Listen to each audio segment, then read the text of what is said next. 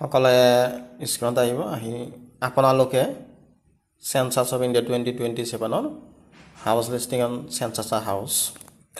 গৃহ তালিকা আৰু গৃহপাল যেতিয়া আপুনি ঘৰত কৰিব যাব কেনেদৰে আপোনালোকে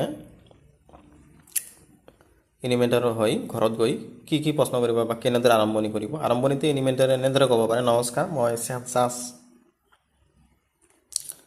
2027 হাউচ লিষ্টিং আৰু হাউচিং সেন্সাসৰ বাবে আহিছোঁ আপোনালোকৰ ঘৰৰ পৰা কিছুমান তথ্য ল'ম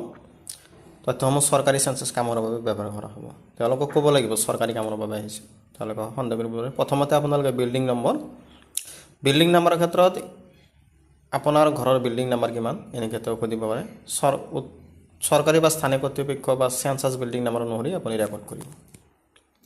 2 নম্বৰ সেন্সাস হাউচ নম্বৰ ইনিমেণ্টাৰে যেতিয়া বিল্ডিংটোৰ সেন্সাস হাউচ নম্বৰ কোনটো বুলি সুধিব তেতিয়া উত্তৰ ইনিমেণ্টাৰে ফিল্ড ইনফৰমেশ্যন অনুসৰি সেন্সাস হাউচ নম্বৰ ৰেকৰ্ড কৰিব ফিল্ড ইনিমেণ্টাৰ অনুসৰি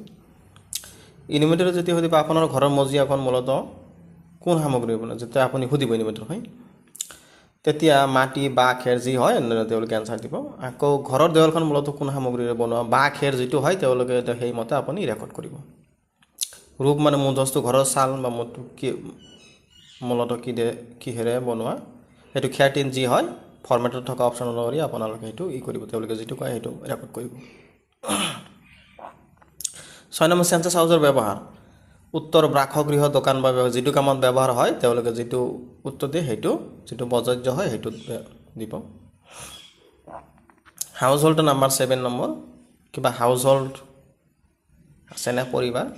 হাউচ হোল্ড পৃথক নম্বৰ ৰেকৰ্ড কৰিব তাৰমানে পৰিয়াল এটা বিল্ডিঙত দুটা পৰিয়াল মানে দুটা ৰান্ধা মানে দুটা চৰুত ৰান্ধিলে দুটা বিল্ডিং বা সেন্সাস হাউচত থাকিলে তেতিয়াহ'লে দুটা পৰিয়াল হ'ব সেইটো আপোনালোকে জানেই হাউচ হোল্ডত মুঠ ব্যক্তি কিমান হয়তো কোনোবা 4জন 5জন যে থাকে যেটো আনসাৰ দিয়ে সেইটো ৰেকৰ্ড কৰিব 5 ৰেকৰ্ড কৰিব হাউচ হোল্ড হেড মানে পৰিয়ালৰ যিজন মুৰব্বী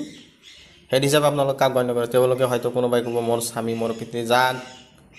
যোনে গণ্য কৰে তেওঁৰ নামটো ৰেকৰ্ড কৰিব সেই ব্যক্তিজনৰ নামটো ৰেকৰ্ড কৰিব সেক্স মানে তেওঁ মহিলা না পুৰুষ হয়তো কাৰোবাৰ বাইদেউ ঘৰৰ মুৰব্বী হ'ব পাৰে 11 নম্বৰ হাউচ হোল্ড হেডজন এছচি এছটি নে অদাৰ কেটাগৰী যিটো হয় সেইটো কেটাগৰী ৰেকৰ্ড কৰিব 12 নম্বৰ হাউচ অন্ড নে ৰেণ্টেড মানে কোন ভাড়া থাকে না নিজা ঘৰ পায় এইটো সেই হিচাপত উত্তৰ নিজৰ হ'লে অন্ড হ'ব ভাড়াত হ'লে ৰেণ্টেড হ'ব 13 নম্বৰ নাম্বাৰ অফ ৰুম কেইটা ৰুম আছে মানে দুইটা ৰুম বা কিবা অন্য ৰুম তিনিটা দুটা যি থাকে